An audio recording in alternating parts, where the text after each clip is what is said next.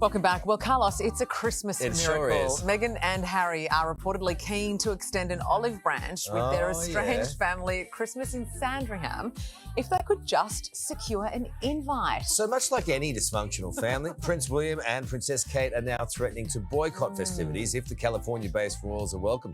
Incredible detail here. To break it all down, Daily Mirror's Russell Myers. Rusty's onto it. Good morning, mate. It seems all the Sussexes want for Christmas is an invite.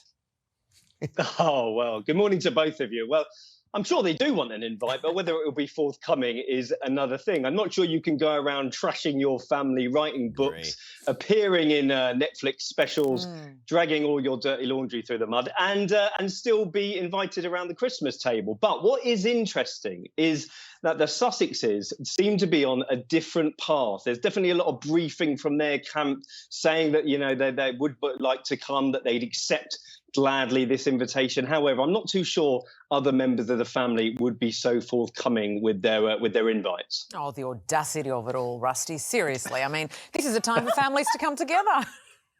Well, you may say so, Sarah. I think he was cutting the leg off a deer. Oh, it kind of looked a bit questionable.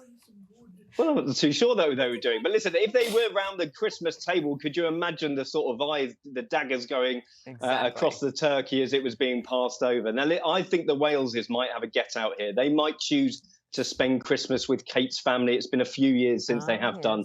I don't think, the king is a gracious man. He might send them an invite, but whether we see them in Sandringham is another thing. Well, you've got to build trust again. It's like when your wayward aunties and uncles come over at Christmas and they just completely ruin Christmas. And then, you know, they want to come the next year and you give them 5 years. You're speaking from experience here, Carl. Well, how can you know they're not going to do a Netflix series on Well, that's true. Yeah. That's true. I'd watch. So Edward's here anyway. Prince Edward arrived in Sydney overnight. We've got the exclusive vision here.